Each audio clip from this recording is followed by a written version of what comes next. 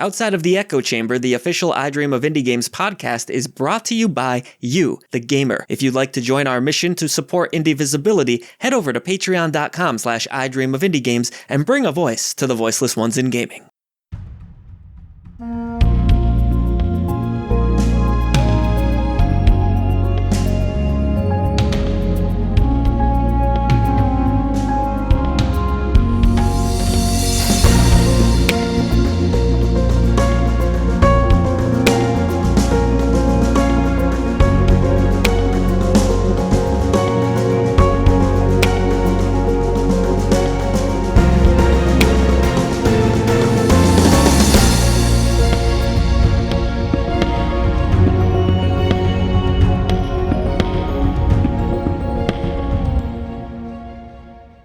Greetings, Indie Warriors! It's time once again for arguably, or maybe not, the most entertaining and informative indie gaming show on the web. This is Outside of the Echo Chamber, the official I Dream of Indie Games podcast. I'm Ole Gamer Joe. Joining me today, we have SilentSigns to my right, and somewhere out there, sunny side Ash, scrambled Ashton. Definitely not to my left, but probably like all the way to your right. Like really far. Maybe you're all the way to your left. Far really to our right that you're on our left. Yes, an extreme right curve, I guess you could say. What? Somebody get a tape measure out. Okay, yeah.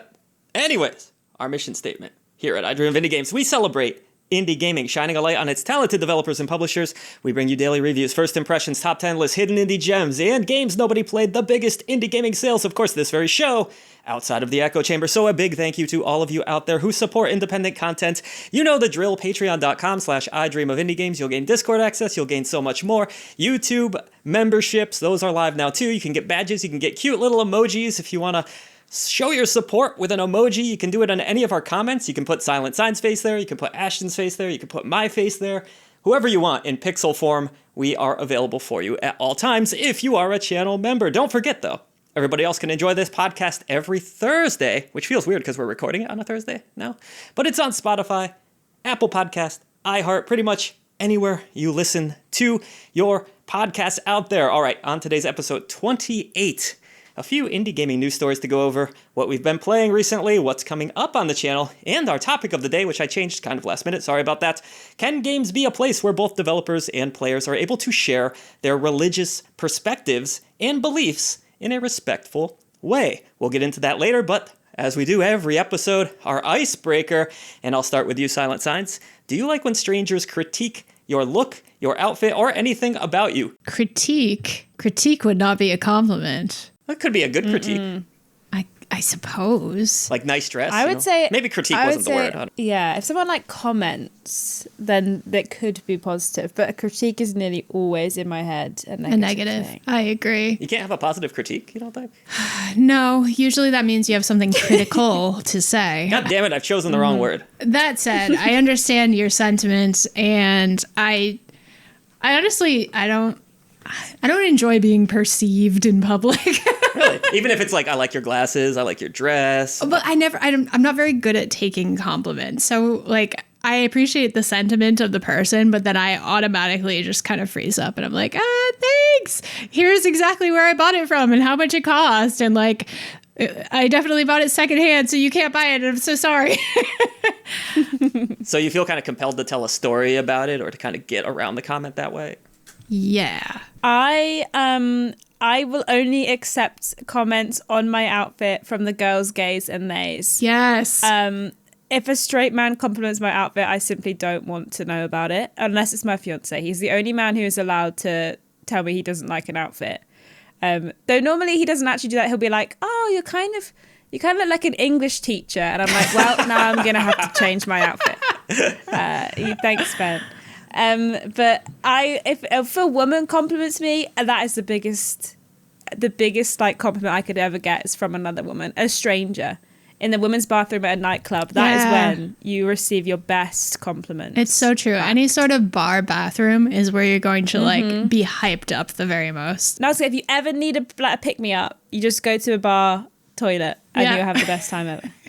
Why is the guy like always like kind of labeled as creepy or weird for giving a girl a nice compliment. Because why are you looking at me like that? I don't know. It's just maybe the girl caught your attention. You're not trying to always be a creep. I'm just saying. Yeah, but But normally they are. So you never know. That's you never the problem. know if it's a safe compliment or if it's like are you going to be weird about this compliment? Whereas if it's coming from a woman, you're just like, oh my gosh, thank you so much. And like you say, you're like, here's where I got it. Here's how much it costs. Oh my God, do you know this skirt or this dress has pockets? Yeah. Well, here's an example. Sometimes I actually really like nails. I think nails are really fun. They're colorful. They come in different sizes and shapes. And I'll compliment someone's nails. Is that me being creepy? I'm not trying to be creepy. Only Pedro Pascal can get away with that. Yeah. No. Well, Sorry. I mean, if a man said, oh my gosh, I love your nails, I'd be like, that's so observant of you to like compliment my nails. I feel like most men I meet, no offense to all the men out there, would never look at my hands and not even notice that something else was going on. One time I went on my lunch break and I got a full haircut and a fringe, and I came back with a fringe and not a single man in the office even noticed. That's so real. Well, a lot of times for me, it's like I'm cashing out at a store or something. So when the money gets exchanged, because I still use physical money, believe it or not, sometimes, they're handing it over. And then I see the colorful nails. I'm like, hey, I really like your nails. That's all. That's So all there you're is just to like, it. ooh, shiny, I'm not sparkle, looking at their sparkle. face or the rest of it. I'm just seeing the nails pretty much. And No, and I think that's fine. I think it's all good. Like I say, it doesn't happen very often. So I actually don't have a comment on what happens if a man notices my nicely done nails. In all seriousness, though, it's always the intention behind the compliment, no matter who it's coming from. If somebody's really just trying to like make your day better and saying a nice thing to you, obviously you're going to appreciate it. If someone's saying something with some sort of expectations for what happens after they give you that compliment, then you're going to run in the other direction or flip them the bird. how do you feel, Silent Signs, about like random guys being like, hey, sweetheart, or hey, toots, or anything like that? How do you think I feel That's about terrible, that? right? That makes me cringe when I hear it. Exactly. Well, how do you think I feel? I would imagine it's pretty cringy. So. Hey, ya toots. What are we in, like, the 1930s? I've heard you sweethearted before a few times, though. People have sweethearted you. Just saying. Oh, I get sweethearted a lot. It's because I have a childlike disposition, demeanor. I don't know. I have like a happy face and glasses, and people are like, she looks like a sweetheart. And also, a lot of your clients are like very old, right? Yeah, they enjoy true. chatting with you quite a bit. I do have quite a few elderly clients, which I love, except some of them are strange. Do you like it when people critique your outfits? Never actually happens. I don't know if it's just dudes don't critique other dudes or what's going on. That's not true. I frequently hear you get compliments and you just don't remember them. You know what? I get them on my wallet. It's never like my physical appearance. It's like something nerdy that I'm carrying. Something everyone out there needs to know about Ole Gamer Joe is that he has a Sailor Moon wallet, and every time he whips that sucker out, compliments galore. It comes from old folks, young folks, men, women, gays, theys. It does not matter. Please don't tell the people that I'm whipping anything out in public. That's giving them It's a bad a impression. wallet. Just saying. People Anyway. love that. Yeah. It is a cool wallet, I'll say. But no, I don't really get compliments very often. I'll get compliments on our YouTube videos or something, which is actually the next question I wanted to ask you both. Do you read the comments, or do you kind of just ignore them once a video goes live? I'm really bad for reading them. At my old job, I used to get told, like, hey, don't read the comments. Like, people will always have something to say. I always read the comments. I'm so gosh darn nosy. Like, I just want to see I want to see what everyone's yapping about. I love reading the comments. I like to get a good chuckle out of them. You do quite a bit of the reading? Yeah. There's so many sometimes, though, I don't even bother with it. It's too much to keep up with, honestly. But interesting as always. That was our icebreaker for today. Let's get into what we've been playing recently. Unfortunately, I did start a game today, Silent Signs, but unfortunately, I cannot talk about it because I'm under the cursed embargo. Is anyone not under embargo right now that can talk about a video game? Yeah, I'm not under an embargo. I have got one, but I haven't started my embargoed game yet because I got it today. There is a game, oh my gosh, I've forgotten what it's called, that's on Xbox Game Pass that's released by Wholesome Games themselves. It's called Minami Lane, and it is well cute. You have a little neighborhood. It's like a management sim, but you're basically just growing a street, and it's based on like certain missions and whatnot. It's like the main story is about 2-3 hours long, so it's not very long at all, but it's very cute. You can set up a little ramen shop, you can pet some little cats, there's a tanuki in every day. It's lovely, just a lovely, cute, cozy little game. So I was enjoying that for a few hours today. Cute. I just pulled it up and Isn't it? Totally cute. Tanuki greets you right away. I love the color scheme. Yeah, it's really sweet. It's a really nice little like palette cleanser. What's like the actual objective of the game? So there's different missions for every street. So the first one is like you get a happiness level up past 60% or something. And then you have to like open up a ramen shop and set the recipe and the prices based on what the customers are saying to get their approval rating of the ramen shop up, make sure the decor's nice. And then the next one might be, this is an elderly neighborhood, we want to attract more young people, but the young people and the old people have different things they want in the ramen shop, so you have to build a second ramen shop so that they can go somewhere else because they prefer more pork in their ramen or whatever. And it's basically a variety of different missions and whatnot to do in different neighborhoods that you have to build. It's really like chill. There's not much thought that needs to go into it at all, but it's really sweet. Am I right in thinking, I think I've seen a few of your Bluesky posts where you do these Indie Wednesdays over on your Twitch channel, right? How has that been going for you? Is that as popular as your traditional streams? Are people catching on with you playing indies as well? Or? Yeah, I mean, people seem to really like it. It depends, I think, on what sort of thing the indie game is. So last week we played that Campervan Make It Home, and that people really enjoyed the sort of cozy vibes of that one. This week we played a game called Detective Dotson. Basically it's an Indian story and you're solving crimes, and that was really cozy. We were also watching the Women's Euros whilst the stream was happening, so it was a bit on and off of the actual game, but it's a nice little palette cleanser from the sort of AAA stuff that is fed on everywhere else in the on Twitch. But yeah, Indie Wednesday, it's really nice to just pick up a new indie game and people suggest new ones they've heard of or things they think I'd like, so that is lovely. I was going to say, yeah, any kind of rhyme or reason as to what games you play, just whatever you feel like, or do you go off the audience suggestions? So the audience suggestions are in my Discord, that people would suggest games they think I'll play, or they'll tag me in them on Twitter and that kind of thing. And then also sometimes the devs reach out directly to my email like, hey, have a code, which is always lovely. So we've played a few of those, but most of the time I'm just looking at what's on my wish list and I'm like, I want a reason to play that. I'll take this as the reason. And play it for a few hours on stream, and then probably more hours in my own time. So yeah, no rhyme or reason particularly, just whatever's taking my fancy week on week. So SilentSigns, obviously you haven't been playing much in recent times, but is there anything you've kind of been wanting to play or you're looking forward to playing? I don't want to leave you out of the conversation every week. Oh, no, it's okay. I feel like I'm just floating at the ether these days. Video games have not been on your mind, huh? They've been on my mind. They just can't be my top priority right now because, as we've mentioned on previous podcasts, we're selling our house and everything's up in the air and everything's packed up. And at the, with very short time, we usually have to pack up everything and get out of here so someone can look at our house and hopefully purchase it. And my office is currently the living room. Your office is the living room. I have to be in the office full time, which I'm not used to. It's just a hot mess express right now, but that's okay. I'm looking forward to playing anything once my life is stable again. I miss playing games. I'm glad to hear that, actually, because, before we hired Ashton and got some more help on the channel, it was really me and you and Mike just grinding and grinding. We were getting pretty burnt out for a while there. So, Ashton, it's been awesome to have you help out, especially this last week. I think you had something like, 3 videos on the channel? Yeah, it was 3 in one. Like your big come-out party on our YouTube channel. Yeah.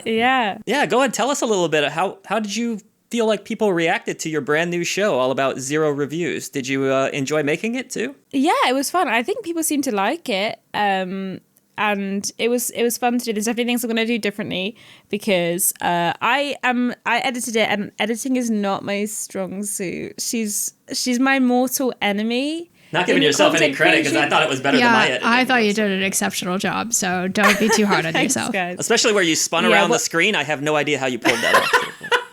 Honestly, I don't really know either. I just sort of faffed around with the keyframes for like 15 minutes and then it did it, and I was like, I'm just not gonna touch this ever again. At one point I like clicked on something and everything shifted out of line, and I was like, this might be my last straw. I was like, I can't do this. Had to take a quick sit outside for 10 minutes, then I was like, okay, it's fine, I can fix this.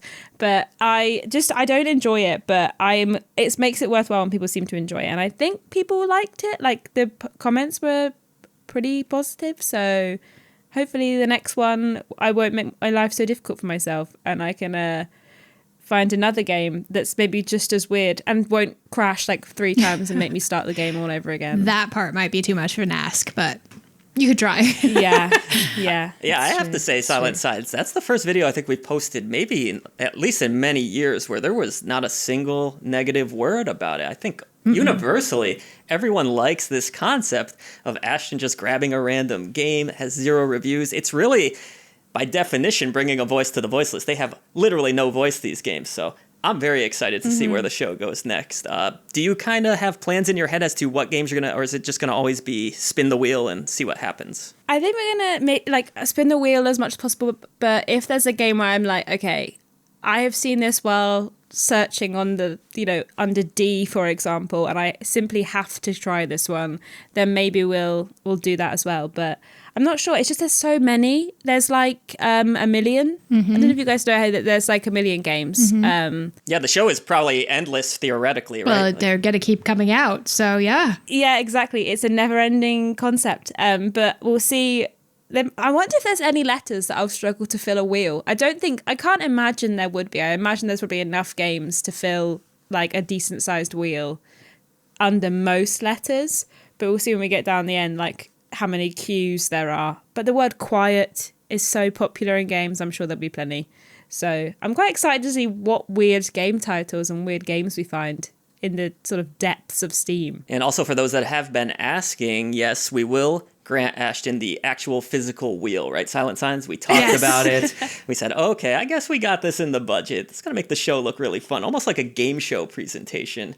If she really could physically spin that wheel, because that digital thing was kind of lame. Sorry, Ashton, I don't mean like the video sucked or anything. No, I agree with you. That wheel was pretty terrible. So yes, we are granting you the wheel, as long as it's not like $500. The real wheel. Oh my gosh. It's not like Price is Right sized, is it? Where you're like it's gonna be towering over you. Can we do that? That would be amazing if we could. But. I mean, I would love to do that, but I don't know if I have room in my house to keep a wheel that big. I was gonna say, I don't know if that would physically fit wherever she lives. No. The wheel is coming, folks. I promise you, probably within the next week or so. So as long as you want the wheel, right? Was that just a joke? Or?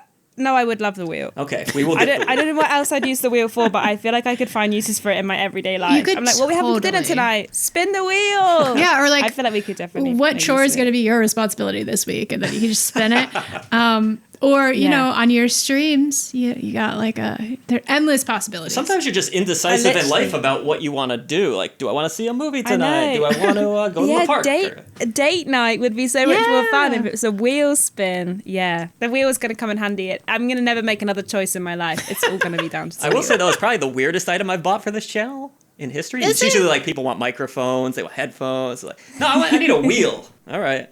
Whatever works, I guess.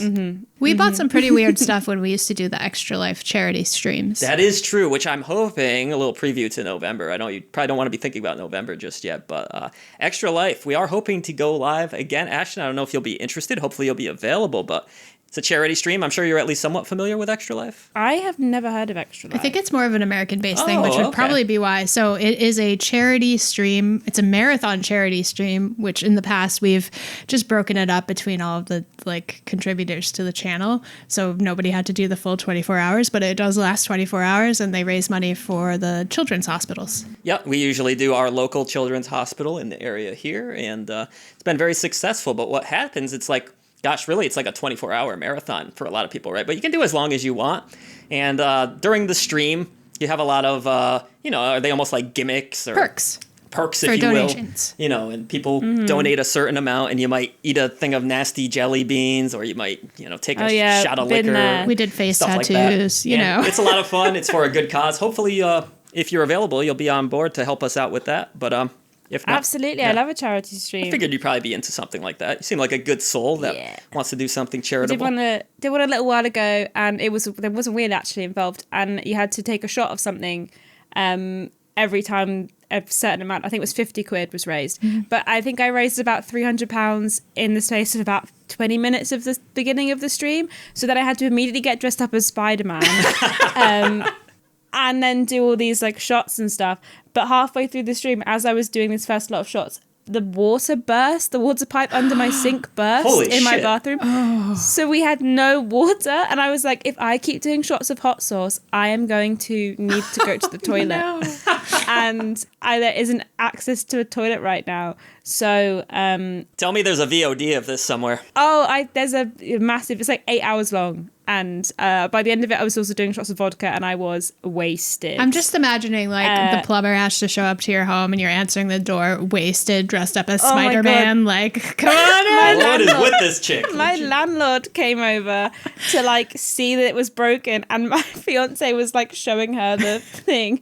And I was in the room next to the bathroom dressed as Spider-Man eating really spicy like bulldog noodles and talking really quietly into the microphone so she didn't hear me go, oh my god, these are really spicy, guys. And she's like, what is happening in there?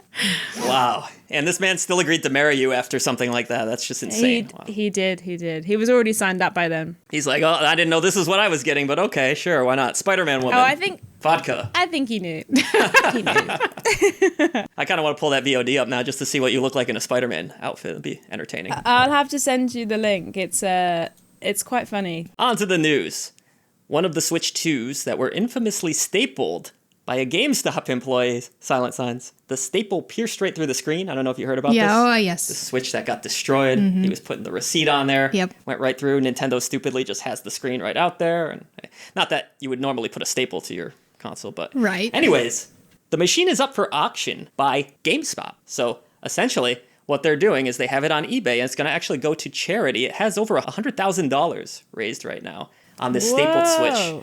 So they are donating. Got to give GameStop some credit here. $100,000 right now. It's going to go to the Children's Miracle Network, the final bid on this stapled Switch machine. Oh, that's the same charity that we were just talking about. So it's all coming full circle. Kind of coming full circle, right? So who is actually realistically, like, in their right mind going to pay $117,000 for a Switch 2 that's broken? It's a piece of history. That's crazy. It wasn't just one though. Didn't this happen to multiple consoles? Yes, I thought so. Yeah. But I remember when we got our Switch 2, it had like 2 dents in the screen because the screen's like fully just up to the top of the box, and it just looked like someone had leaned on it, and there was like 2 indents on either side of the screen, so we had to take it back to Curry's and be like, hello, our screen's all skew with, and they were like, oh, sorry about that.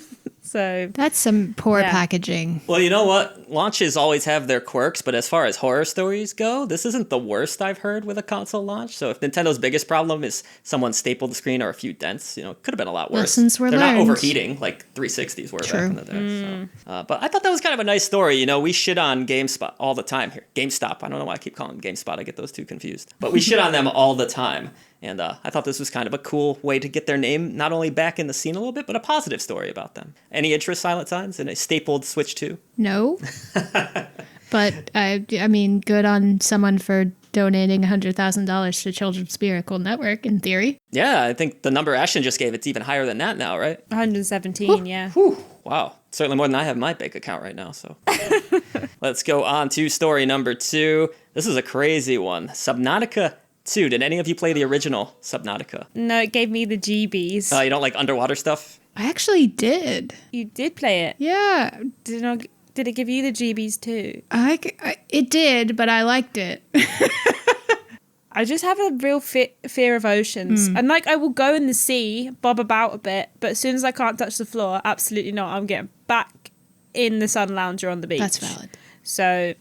yeah, freaks me out, the open water. Funny story, I can't swim. I never learned how to swim, but swimming in video games or going underwater in video games doesn't bother me at all. I don't know what my deal is there. I had a near-death experience. My cousin tried to drown me when I was like probably 10 or something in the pool, and I never wanted to swim after that. It's like a traumatizing event in my life. She dunked my head and like held me there. She's a psycho, actually. It's like legitimately.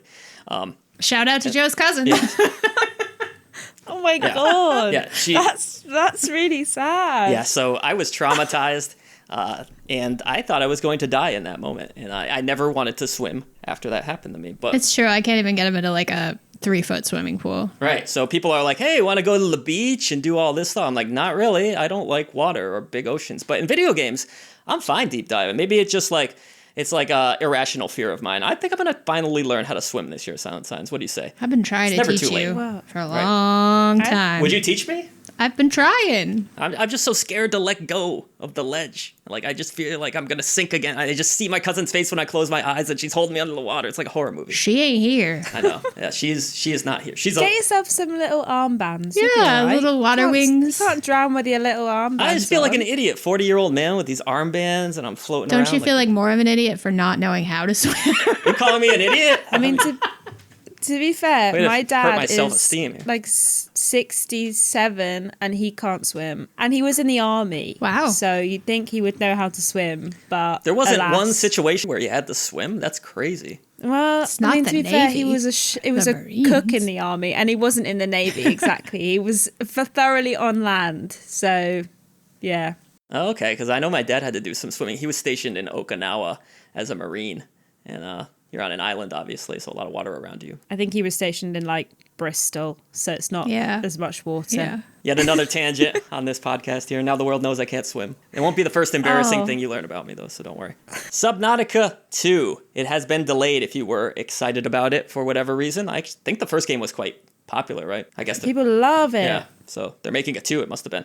It's been delayed till 2026, but there's more to this story. The delay may cost the development team a $250 million bonus. Krafton, the Korean company behind smash hit battle royale PUBG, sorry, this story comes from IGN, by the way, acquired the $500 million valued Subnautica developer Unknown Worlds in October 2021. At the time, Krafton insisted Unknown Worlds would continue to operate as an independent outfit. Following its announcement, the hotly anticipated Subnautica 2 was set for an early access release later in 2025. However, last week, Unknown Worlds founders Charlie Cleveland and Max McGuire and CEO Ted Gill were replaced by former Striking Distance CEO Steve Papotis in a shakeup that shocked the Subnautica community and sparked concern over the sequel's future. Cleveland subsequently revealed on Reddit that while he and his colleagues believed Subnautica 2 was ready for early release, that decision is in Krafton's hands. Krafton issued a community update of its own, suggesting a delay was incoming. And then, earlier this week, Bloomberg reported that Subnautica 2 was delayed till 2026, just months before it was due to pay a $250 million bonus to the development team. There's about 100 members on this development team. They are denying that is the reason. What do you make of this SilentSigns? Too much coincidence here? Or was it just bad luck and the game had to be delayed? Something smells fishy to me. It is an underwater game, game. Yeah, I was it's gonna not. say all them fish in the sea, mate. I guess it's yet to be seen, but I think it seems awfully suspicious. I concur. I think that the ousting of their founder and CEO is mad sus. And the fact that they've been replaced and then the game's been delayed and then this is all happening at the same time is very strange. I wonder if something was happening with the game where they were happy to release it but Krafton weren't, and then they decided to just take over so that they could make the decision for them.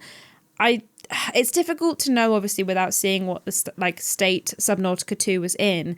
But I don't imagine the team that made the first one would be willing to launch the game broken, unfinished, and not ready when the first one had such a massive audience and this was so looked forward to by so many people. I don't think they want to tarnish their own reputation with that. So I'm not sure why it's been delayed, because I just can't see it being the game's not ready sort of situation. Yeah, I feel like there's always more to every story. We just kind of get the surface level details like this, but I don't know.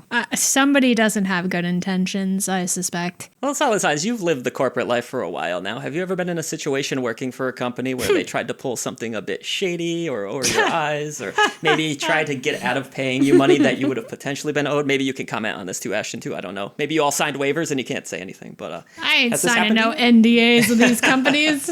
I work for an insurance company. I mean, I don't work for one of the big insurance companies out corporations, right? there. We're more of like a localized big company. So it's not quite as shady as some of them out there. But there's definitely things that happen. You know, you'll go to a company meeting and they'll be talking about how you had like a record-breaking profits that past year, but also we can't give everybody bonuses this year. And it's like, the math ain't mathing. Like, Right. can you explain?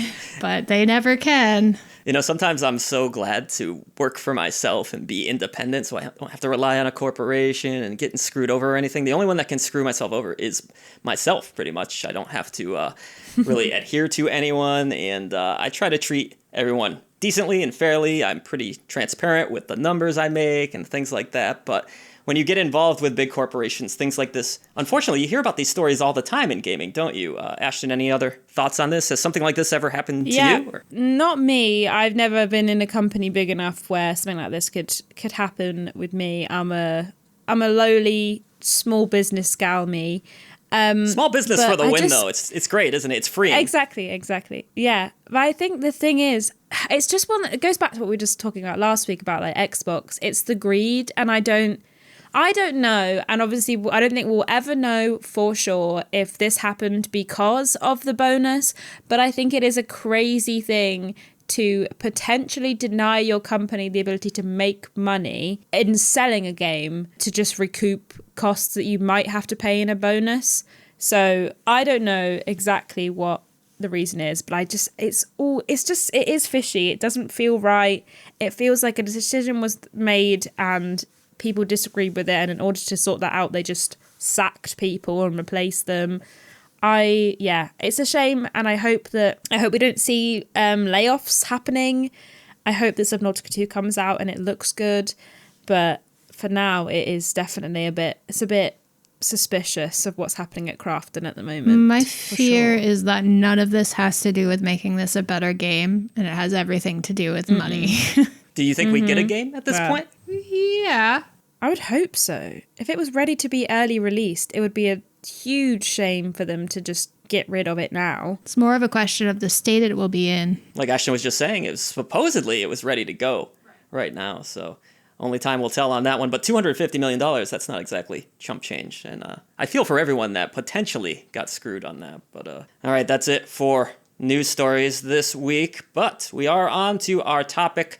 I don't think this is one we've ever discussed here on the channel, Silent Signs. We are dealing with religion today. So over the years, some games have attempted to include themes of religion, but for many developers, it is a subject that is considered taboo, or they just rather avoid it altogether. But some people embrace religion in games. So I'd like to hear your thoughts, Silent Signs. I'll start with you. How do you feel about people putting their religious beliefs or some religious themes in video games? Honestly, I think all of you know by now, I'm not exactly a religious person, but I don't mind it at all. In fact, I think a lot of religion has really cool, like, stories and mythologies behind it, even if it's not necessarily things that I follow. I think it makes for interesting games, and I appreciate seeing different perspectives from people. Good, bad, silly. Wasn't there like a Jesus RPG? Did that end up coming out? Yeah. There was something like that. Where you played as Jesus.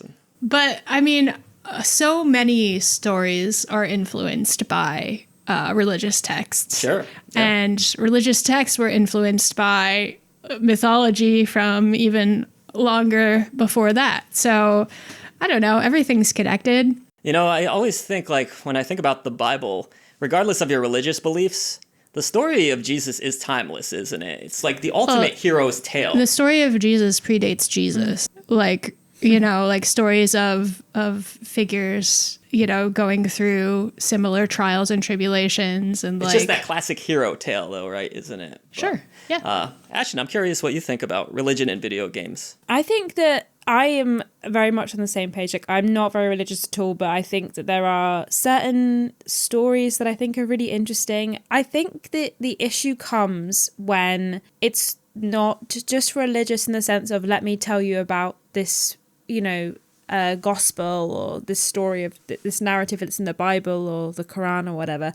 I think the issue is when the game is about the things that that person believes specifically about their religion, and when those are used in a negative way. I think that I am more than happy for people to tell the story of their religion, to share how they feel with the world, as long as it is done in a respectful way to not only the other people who follow that religion, but also to people who don't believe the same thing that you do. I think if you're using your game to, I don't know, push people down or shove your ideology in a way that is sort of manipulative and intrusive, that's when I have an issue with it. But if it's just, I would like to tell you a story in the gospel, and I'm doing this because I love the Bible, I love Jesus, and I'm doing this from a place of care, and I think it's genuinely lovely for me to share this with you. And it's just an actually very interesting story that I think a lot of people can relate to, whether they follow my religion or not, then great. But if you're using it in a negative way, that's when I think there is an issue. And also if you're being disrespectful to that religion, I think that's incredibly disrespectful to do. That was kind of my next question. Silent Signs, I'm going to ask you first. So on the opposite side here, mocking someone's religion, mocking Christianity or something like that, or having satanic imagery in a game. I'm the wrong person to ask. Going down that road. How does that make you feel? I mean, You're not religious, but do you think that's acceptable in the same way it'd be acceptable to have a game starring Jesus or talking about, Christianity in a game or something like that? Is it okay to talk about Satanism? I'm going to circle back to the very beginning of this podcast and when we talked about compliments, and it always depends on the intention behind them. And I think it's the same thing with like satire. So if you're, creating satire and religion happens to be involved, I don't think that's necessarily a bad thing. But if you're also just like trying to make people actively feel bad, that's kind of icky behavior. Example, I love the game Hell Pie. I thought it was so stupid that I had a great time with it. It's like gross, and I don't know if you've ever seen that game, Ashton, but it's like a 3D platformer where you play as a little demon. Hilarious game, but definitely sacrilegious. But I don't think there was necessarily like meaning to cause harm. Yeah, you actually reminded me of one of my favorite games from last year, Indica, where you play as a nun, and she's kind of, had a unfortunately not great experience with the church, and she's kind of been scorned and she's been pushed away from it. And the story is all about her coming to terms with maybe what she believed her whole life isn't actually what's reality. And I like games that challenge our beliefs sometimes. How do you feel about this, Ashton, though? Go ahead. Yes, no, I completely agree with you. I think there's certain games, I think when it comes to like Satanism and like bringing up Satan and the devil and hell in games, I think it's fine because there's no real definite sort of version of hell or the devil. It's all written and people's opinions, and you ask 3 different people and they may tell you, one may say, oh, it's a red-horned man with a fork, and then someone else may tell you that it's just a being, and someone else would say it's like an energy. So I think that there's no real definitive, this is what this looks like. So I don't know how you could ever, say for sure that you are depicting hell in a good or a bad way. I had really enjoyed, I think it's a game called Lucius. It was like years and years ago where you basically played as like the devil's son and you had to kill people. And apart from the fact that it's the devil, that's sort of the only real link to any religion. But I think so much of it is folklore and based on sort of stories that, I don't know, I don't think it is a problem. Like I say, if you're punching down, then there's a problem. But if you're, making light of / exploring in a different way, I think that is okay. Yeah, plenty of games use religion. And I mean, while I don't see people who are uber religious enjoying something like Hell Pie or even why is the Diablo name escaping Diablo's me? a good one, but there was a game years ago too called Dante's Inferno, which was kind of a God of War clone. Or And even, there were these hell babies and people got all bent out of shape. That was actually what I was going to ask you next, Silent Signs. Why do you think people take it so seriously? Why don't they just look at it, well, this is a video game. Obviously, this is not reality. Well, I think in a lot of ways, people connect these ideologies with themselves. They can't separate their political beliefs or their religion from themselves. So when you insult that thing, it feels like a personal attack on them. And that sounds like maybe they need some inner work. I think that happens with a lot of things. Like even as a fan of a particular band or a particular series, if like somebody attacks that thing, people like very much intertwine these like fandoms and things that they're fond of with their identities. And that's when it becomes kind of dangerous. Do you think, Ashton, that society generally does a pretty good job of separating reality from fiction and not getting upset about these things? Is it just a small corner of the internet complaining and screaming about it? How do you feel about that? Oh, now that's a big question. And I think goes way outside of video games. I think that there is a certain sect, especially just in the specifics of religion, especially sort of fundamentalists and sort of evangelists in America, definitely feel like a very loud minority when it comes to the entire world, when it comes to sort of the way things are depicted religiously. I feel like we see the odd random, hate to use this term but will, Karen, who is very much, like you say, connected to their religion and cannot separate sort of fiction from reality, and also like their beliefs from the beliefs of the rest of the world.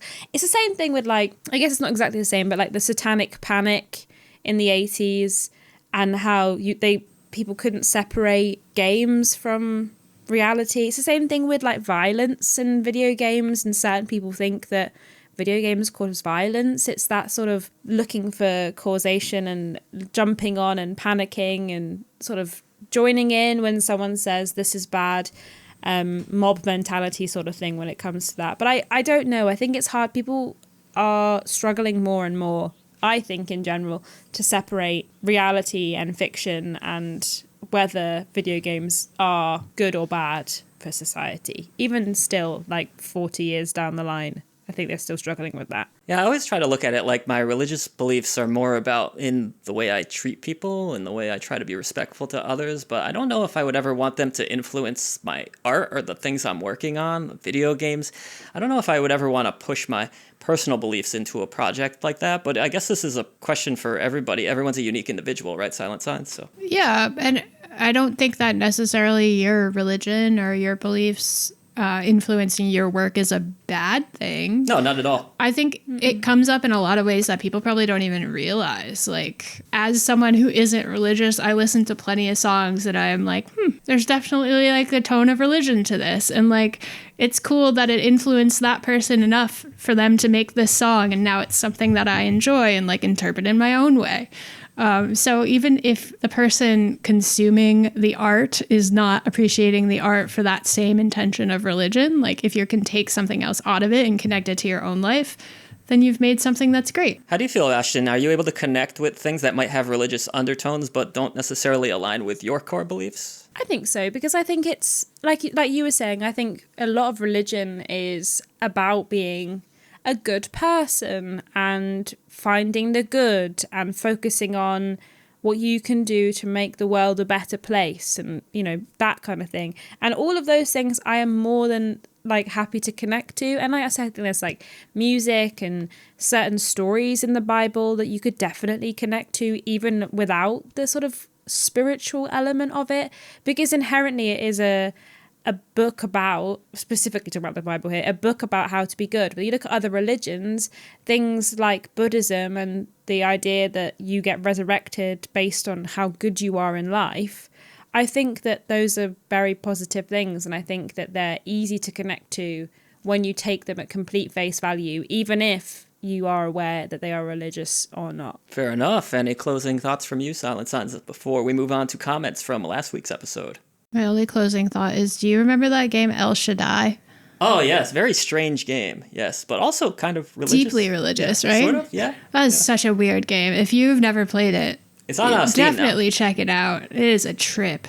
Yeah. I always kind of like when video games mess around in religious spaces and stuff. I think it's cool myself. But, you know, I'm not like a diehard go to church every Sunday kind of person. My own religious traumas aside, I can enjoy and respect my fair share of them. I quite like a classic, you know, angels versus devils battle or something like Sure, that. good versus evil. It's a tale as old as time. Absolutely. Tale as old as time. Yeah. Is that Beauty and the Beast? Yes. Yeah, I'll never sure make is. it in theater with this voice, unfortunately. I was more for radio, I guess.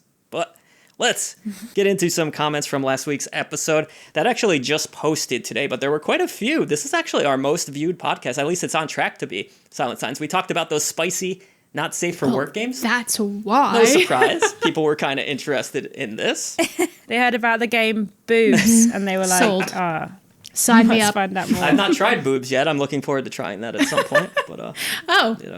maybe when I'm 50.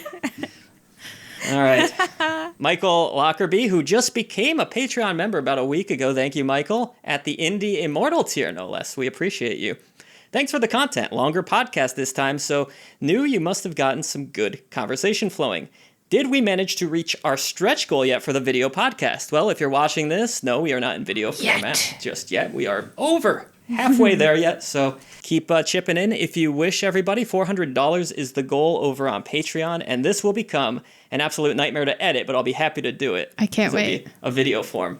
And I think it'll probably make the flow of the show a little easier too, because we'll actually see each other a little bit better because we talk over. There's some pretty good editing magic going on this show. So thank you, Michael, for the comment.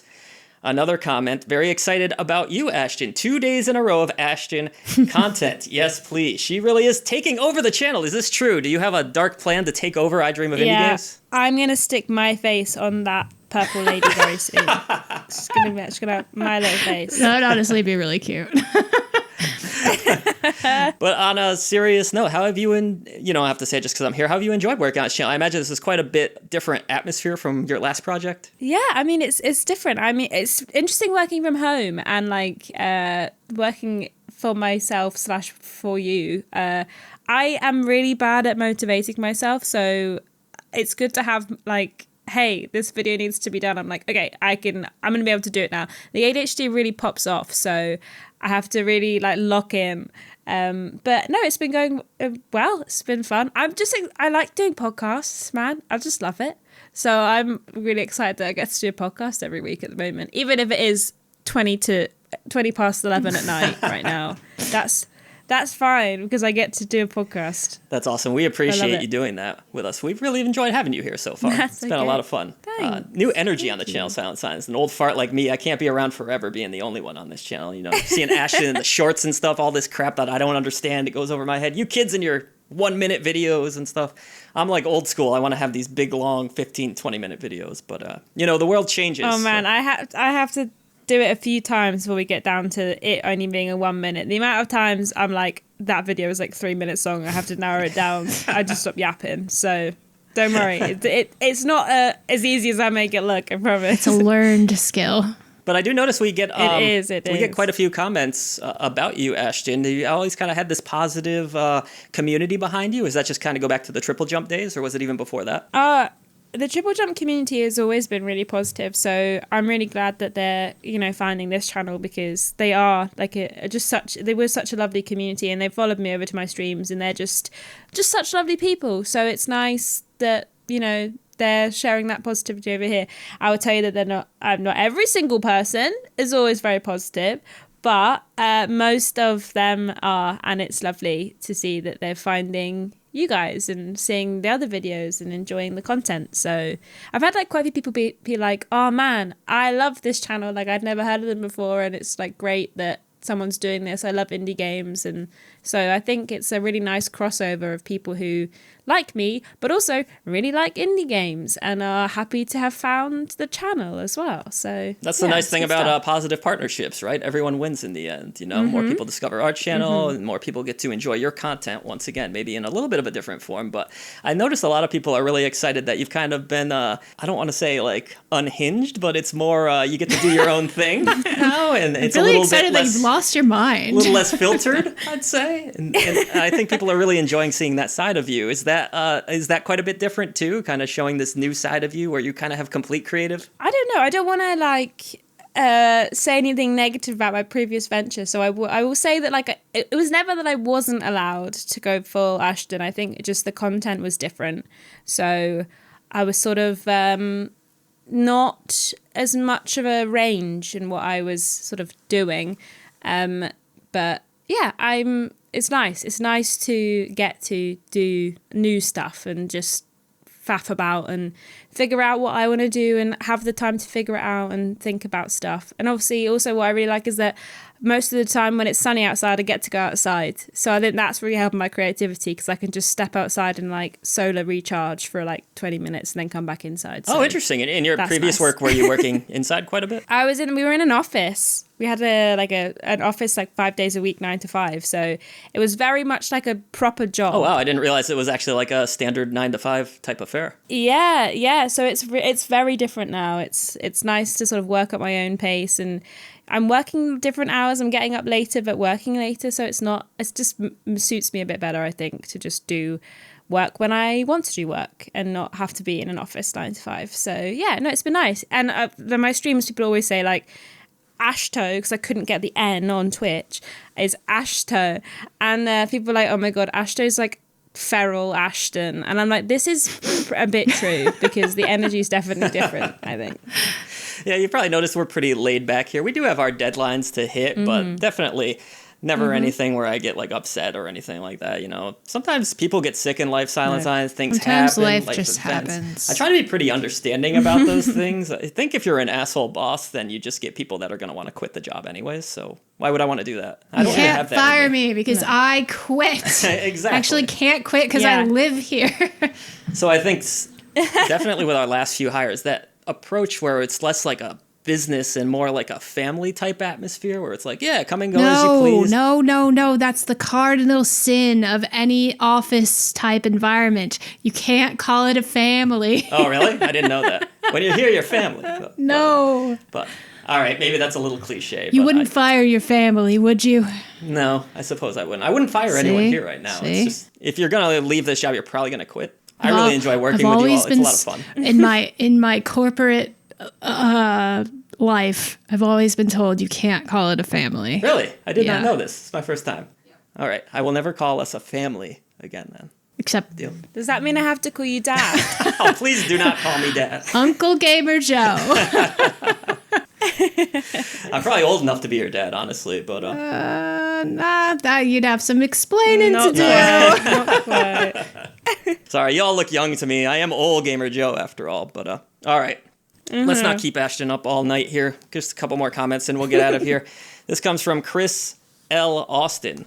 I never even knew Steam had adult games until I saw a video RGT85 made discussing it years ago that for some reason popped into my feed. And even then, none of it was accessible until I opted in to allow Steam to even show me those titles. So I don't know if this has changed, but even now, I rarely see adult content there unless I seek it out. This is kind of a response to what you were saying on the last episode, Ashton, where you were pretty easily finding porn games. Do you think it's just changed over time and the porn is now more accessible? Hey, maybe it's a me problem. Maybe it's me. What are you searching on Steam, maybe? Yeah. Just boobs. I'm just that'll do searching it. boobs. All right, another comment here from Okamidin1523. Microsoft is a joke of a company. This is in response. We were talking about the layoffs. I mean, They should let go of all their higher-ups since they don't know what they're doing. The only Xbox product I own is a Bluesky Cypher controller to play PC games on. Actually, I think that's the same for me. I have Xbox controllers and nothing else. Yeah, we Because do. they're very good with Oh, a I have PC. an Xbox controller yeah. too. This comment is from Eagle Delta 3. At least on Steam, you can choose to filter out adult content from if you want to see it or not. Nintendo eShop doesn't allow this, and it bothers me. Yeah, but like we were saying, you can filter it, but they can still pop up, right? Phrasing. Ba-boom. Yeah, they're not always smart, probably. Oh, very good. Very, very good. I just got... It's late at night, but that, I was good. Too late for this That shit. was Yeah, good. let's get It took me like... I had to buffer for a second, and then I was like, Yeah. All right. Nightmare Pilot 4832. I don't know if you realize. Oh, this is a little heated here. I hope you girls can handle this. Whoa. It's an online trash talk. Not that bad. There's a lot of trash indie games in general on Steam. It's not just NSFW games that have such a problem. Still, you can still find adult games with more interesting premises and actual gameplay, or at least more effort than anything you described during this part of the podcast, which is disappointing since you made it sound like they are all cheap and AI-generated art made without any care. For that matter, you can also find a bunch of adult games for the LGBTQ audience as well these days. You can both respond. SilentSigns, go first. I don't think we were saying that you can't find those things. We were just talking about the particular ones that are cheap and AI generated, because there are a lot of those, and it is a serious problem, not just with NSFW games, but with indie games in general. Of course, people are trying to make a quick buck. They're doing the same thing on YouTube. They're doing the same thing on Spotify. We talked about this. We're aware it's a pervasive problem with content in general, but the primary focus of this episode was on NSFW games, so that's why we're talking about those. I can tell you there's a fuck ton of those AI-generated porn games now, for sure. Yeah, no, absolutely. I'm not saying that there absolutely. are obviously other ones, but... You know what? For the ones that are actually of substance and are well made, that's not what we're talking about here. I'm sure there are some that are like true games, and they're great, and they're well thought out, and they just happen to have that element of boobs to them. Or whatever. Yeah. I think the issue isn't us. I think the issue is the fact that there's so many AI boob games that it's hard to find the good quality boob games. Like, where is my boob game with a really compelling story? I have to sift through hundreds and hundreds of AI boob games to find my great I want my boobs game. with heart. Damn it. Yeah. Can these boobs please have soul? Is that so difficult? That's too much to ask. Anyway, would you all does that believe me? answer your Nightmare question? Pilot, please Would you... drop some suggestions. Would you believe me if I said I've never actually played a porn game? In fact, you've probably played more adult games than me, SilentSigns. Me? Well, you've played that 7 Pirates H, whatever, where the girl was cracking boobs on her tits and all that. She wasn't cracking boobs on her. Eggs on her... Did I just have a Boobs on her I've been tits. drinking, I'm sorry. Eggs on her tits. First of all, Eggs on her tits. I had to play that game for a review. Second of all, it was eggs. Third of all, yeah, it was on her tits. But I that was apologize. boobs on I her confused the tits. boobs with the eggs. I thought the Confused boobs were with hitting the boobs. And We the all tits need were- to go to bed. Are boobs and tits different things? Yes, they are. A tit's a bird. No, No, the they are boob is same like thing. the Bird. the fatty part, right? And then the tit is the nipple. No. Am I getting this? No. No, wrong. boobs and tits are synonyms of one another. They are My whole life is a synonymous. lie. My mom taught me wrong. Yeah. I always On thought that a boob was note- the big part. with Okay. Let's stop this now. Not the boob anatomy conversation. We'll have this another day, but it won't be today. No. That is for sure. We'll take this one off podcast. Oh, before we go, someone was asking about our theme song on this podcast. It is from Ibrahim Dan Baba. It's actually an original composition. I do pay my artists, believe it or not. It's not AI generated or anything like that. The song is called Purity. All right. Next week on the channel, we will have our upcoming indie releases. I have no idea if that's live now because of the way we're recording the SilentSigns. Probably. I think so for everybody. What is time? Patreon members always get that show early. What else is on the channel? Oh, a Metroidvania list. We're going to have that coming up. 10 Metroidvania games that you can look forward to in 2025. Got a few reviews that are under embargo right now. We can't say what those are just yet. Hidden Indie Gems. Ashton will keep at it with those shorts that you all have been enjoying, where she shouts out some of the games that she's played on the channel. And so much more. All right. Who wants to end this bad boy and let Ashton go to bed? Aye. All right. With that said, I can't let you go Me as well. without this. That one had force. What's really nice is that Discord cuts that out, so I can't hear it. Perfect. It's really nice. You'll hear it on the podcast.